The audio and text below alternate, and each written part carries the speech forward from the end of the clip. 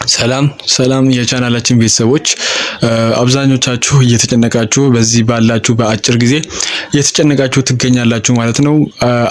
አይዞ እያልኳችሁ የሶስት ወር ፕላን ወይም የሶስት ወር እቅድ በምን መንቀሳቀስ እንችላለን፣ አሁን ከዜሮ ከጀመርን እንዴት ማለፍ እንችላለን፣ ከየት ብጀምር ከየት እንዴት ሳብጀክቶችን ራሱ እንዴት ማጥናት እንዳለብኝ ምንም አላውቅም። ብዙ ከቨር ያላደረጉ ፖርሽን አለ። ይሄ ሁሉ በእነዚህ ነገራቶች የምታስቡ ከሆነ ለእናንተ የሶስት ወር ፕላን እቅድ እያዘጋጀንላችሁ ይገኛል ማለት ነው። ይሄ እቅድ ወይም የሶስት ወር ፕላን ብለን ወይም እንዴት ነው ከ9 እስከ 12 ከቨር አድርገን የምንጨርሰው ወይም ባለፈው እንዳልኳችሁ በኤፍኤስአር ቴክኒክ ወይም ፊልተር አድርገን ወሳኝ የሆኑ ዩኒቶችን እንዴት አውጥተን እነሱ ማጥናት እንችላለን። አሁን በዚህ ባለን በአጭር ጊዜ ሁሉንም ዩኒት ከቨር አድርገን መጨረስ አንችልም። ባለፈው ቪዲዮ ስራልን ብላችሁ ነበር ማለት ነው። ይሄን እቅድ እያዘጋጀንላችሁ ይገኛል ማለት ነው።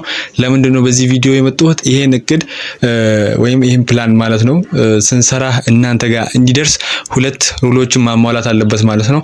አንደኛው የቴሌግራም ቻናል ከስር ማስቀመጥላችሁ ማለት ነው፣ ገብታችሁ ጆይን ማድረግ አለባችሁ ማለት ነው። አሁን ከስር ኮሜንት አስቀምጥላችኋለሁ ማለት ነው። ይሄ የሶስት ወር እቅድ በፒዲኤፍ ወይ ኦር በፒዲኤፍ ሊሆን ይችላል ኦር በኢሜጅ እንለቅላችሁ ማለት ነው፣ በቴሌግራም ማለት ነው። ገብታችሁ ጆይን ማድረግ አለባችሁ።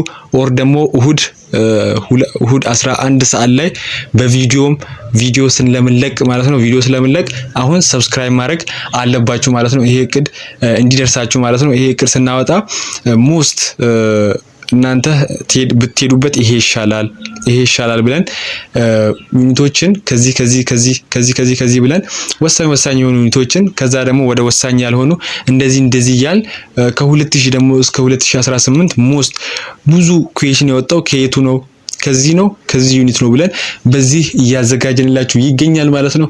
ታዲያስ ከናንተ ምንድነው የሚጠበቀው? እስከ እሁድ ድረስ እነዚህ ሁለቱን ሩሎችን ማሟላት እንዳረሱ ማለት ነው። አንደኛ ይሄን አሁን ሰብስክራይብ አድርጋችሁ እሁድ ቪዲዮ ስለቅ እንዲደርሳችሁ ማለት ነው።